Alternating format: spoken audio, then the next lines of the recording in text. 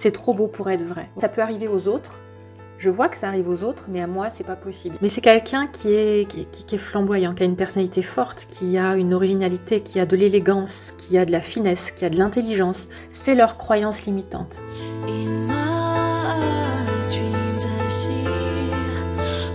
Elles ont peur d'être déçues, elles ont peur d'espérer, de croire en leurs rêves et ensuite de tomber de haut.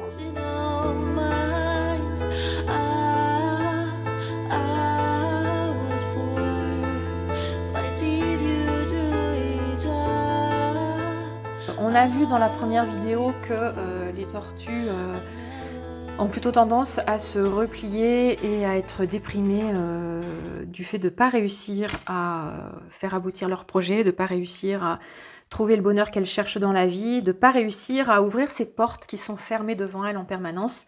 Elles ont l'impression de se heurter à des murs et à force de toquer, de chercher à ouvrir et de se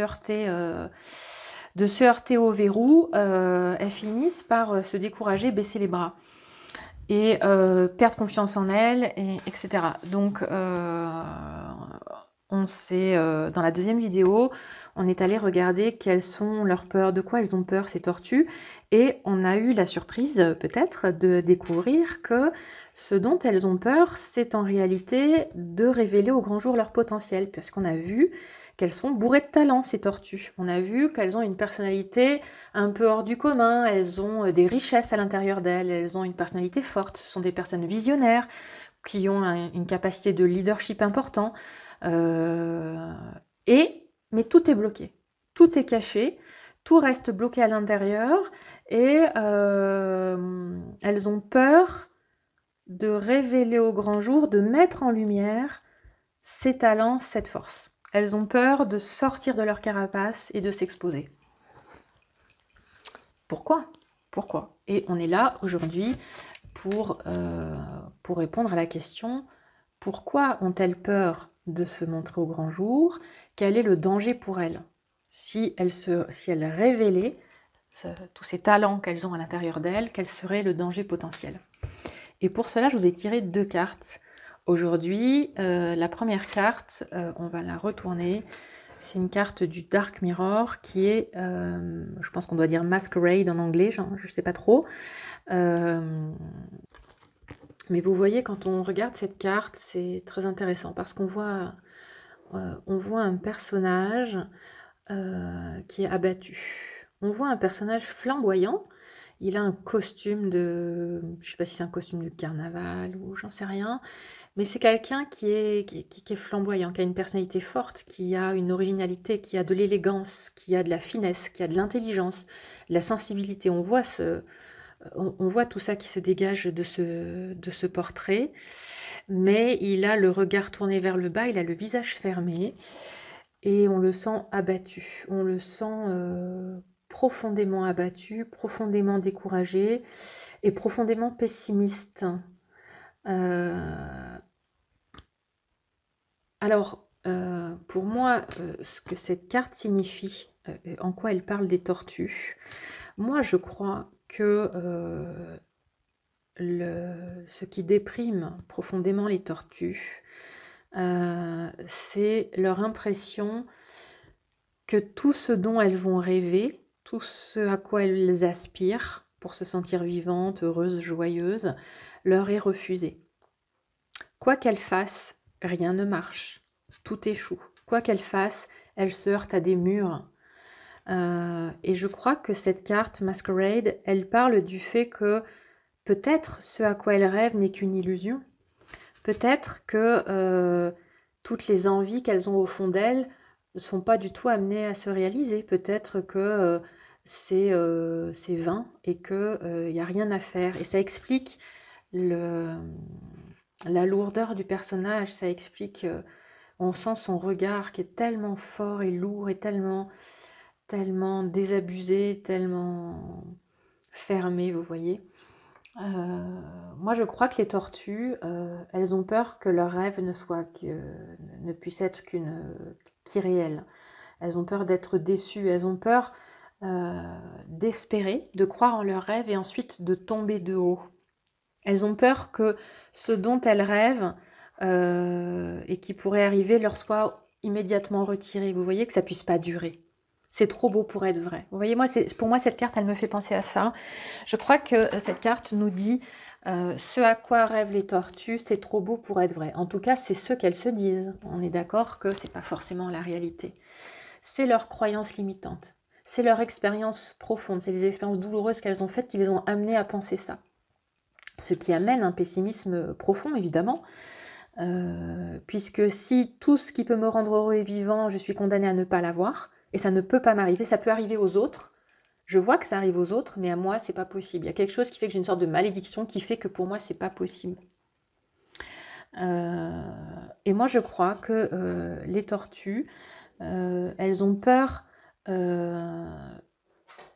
d'être confrontées à cette espèce de désillusion. C'est-à-dire, elles ont peur de croire et d'y croire et de s'engager et d'aller vers la lumière, comme on voyait dans la vidéo numéro 2, parce que ce qu'elles craignent profondément, c'est qu'elles vont y aller, et derrière, elles vont s'apercevoir que c'était qu'une illusion, et qu'en fait, c'est pas possible, ça peut pas arriver. Elles ont peur d'être confrontées à une perte douloureuse, vous voyez. Mieux vaut ne pas rêver plutôt qu'espérer et être déçu. Pour moi, cette carte, elle parle de ça. Mieux vaut se résigner. À quoi bon se battre contre des murs? Ça sert à rien. Les tortues, elles ont peur d'y croire et d'être déçues. Donc du coup, elles s'auto-limitent. Elles s'auto-limitent. C'est pour cette raison qu'elles restent dans l'ombre, c'est pour cette raison qu'elles n'ont pas le courage d'aller vers la lumière et de faire les premiers pas, qu'elles n'ont pas le courage de faire leurs actions, parce qu'il y a une croyance qui dit que de toute façon, ça ne sert à rien, que ça va être bloqué à un moment donné, et que ça ne pourra pas aboutir. Vous voyez, elles ont peur d'être blessées dans leur enthousiasme, d'être blessées dans leur naïveté, mais c'est cette beauté de l'enfance, vous voyez, dans cet enthousiasme pur, comme les enfants ont quand ils jouent, quand ils s'enthousiasment pour quelque chose. Je crois que les tortues, elles ont été profondément blessées dans cette croyance que pour eux, c'est possible, qu'il y a du bon qui peut arriver, que ça peut leur arriver.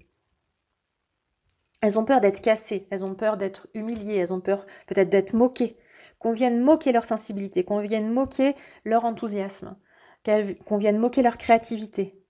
Et du coup, elles ont dû faire l'expérience que chaque fois, il y a quelque chose qui venait casser ce mouvement-là, cet élan vital, et elles n'essayent plus. Vous voyez, moi, ce que je ressens, c'est comme s'il y avait une force extérieure puissante et inexorable qui, quoi qu'on fasse, bim. Vous vous remettez debout, bim. Vous remettez debout, bim, bim, bim, bim, bim, hop, jusqu'à ce que vous restiez au sol et que vous n'ayez plus ni l'énergie, ni la foi pour vous remettre debout et recommencer. Voilà. Cette carte, elle me fait penser à un pessimisme profond. C'est pas rien, hein, c'est pas rien. C'est pas rien. Le personnage, c'est comme s'il était enfermé dans une cage de verre. Il peut voir les autres, il peut rêver, il peut voir l'extérieur, il peut voir la vie, mais lui, il peut pas y participer. C'est pas possible pour lui. Et donc, on voit sa mélancolie. On voit sa tristesse, je pense beaucoup de colère rentrée, beaucoup d'amertume et de colère rentrée, et aussi une grande solitude, une grande tristesse. La deuxième carte, c'est la carte des couleurs, du jeu des couleurs pour la vie, que je trouve vraiment passionnant, ce jeu. Donc du coup, c'est la symbolique des couleurs. Et la couleur qui est venue pour quel est le danger pour les tortues, de quoi ont-elles peur si elles s'exposent, c'est l'orange clair. Ça parle de retenue, de frustration, ça parle de colère refoulée, d'être coupé de son corps, d'ignorer ses envies, et aussi d'être incapable de se défendre. Et on retrouve ici l'impuissance, la vulnérabilité. Ça me rappelle la carte, attendez, je vais essayer de vous la retrouver, une des cartes qu'on avait tirées du Dark Mirror, ça me rappelle celle-ci. Vous voyez, être incapable de se défendre, on voit un personnage qui est extrêmement vulnérable, qui était nu, qui était inquiet de l'extérieur, qui se sentait en danger et sans protection. Donc l'orange clair parle de ça, rappelle cette idée-là. Et il parle de la peur d'entrer dans le mouvement de la vie, d'oser y aller, de suivre ses impulsions, ses désirs. On retrouve cette carte de moonologie hein, qu'on avait tirée dans la vidéo numéro 2. Vous pouvez la réécouter si vous vous en rappelez plus. Peur d'entrer dans le mouvement de la vie, peur d'oser y aller, peur d'être audacieux et de faire le premier pas vers ses rêves, hein, vers ses envies. Donc l'orange clair nous redit ça quand on questionne les peurs. C'est la peur d'oser écouter sa créativité, c'est la peur de libérer sa sexualité, puisque tout ça c'est lié, hein, l'affirmation de soi, la créativité, la sexualité, tout ça c'est la même énergie. Ça nous dit que tout ce mouvement, tout cet élan vital ici, qui est bloqué, il est bloqué par la culpabilité et l'interdiction de se faire plaisir. Moi, je pense qu'il y a quelque chose comme ça de très profond. C'est pour ça que ce personnage est aussi fermé. C'est-à-dire que tout ce qui est vivant, tout ce qui peut le rendre vivant, joyeux, est interdit. Et ça, c'est... quand je vous dis ça, je ne sais pas si ça résonne pour vous, hein, quand je vous parle de ça, mais pour moi, c'est profondément inconscient. Quelquefois, ça affleure à la conscience, on s'en rend compte, mais la plupart du temps, c'est inconscient. On dit non, j'ai vraiment envie de me faire plaisir, non, je mérite ça, il n'y a pas de souci, mais moi, ce que je crois profondément à ce que les cartes nous disent, c'est que tout ce qui est bloqué, c'est parce que soi-même, on se l'interdit. Et l'orange clair nous dit que cette interdiction majeure, elle est liée à la sexualité, c'est l'interdit de se faire plaisir. Alors, sur le plan... la sexualité, c'est général, vous voyez, c'est au niveau de l'élan vital. Donc ça peut être sur le plan charnel, mais ça peut être aussi sur le plan symbolique, dans les petits gestes du quotidien. Interdit de se faire des petits plaisirs, interdit de suivre ses désirs, interdit d'être heureux, d'être joyeux, d'être léger, de partager, interdit de se réjouir, interdit de condamner à la lourdeur, condamner à la tristesse, condamner au sombre. On ne peut pas s'envoler, vous voyez, on ne peut pas s'envoler. C'est ce que nous disent ces cartes, et le orange en particulier. Tout est coupé, bloqué. Bon, on retrouve, vous voyez, c'est très intéressant ces cartes, parce qu'on retrouve le même fil conducteur de vidéo en vidéo.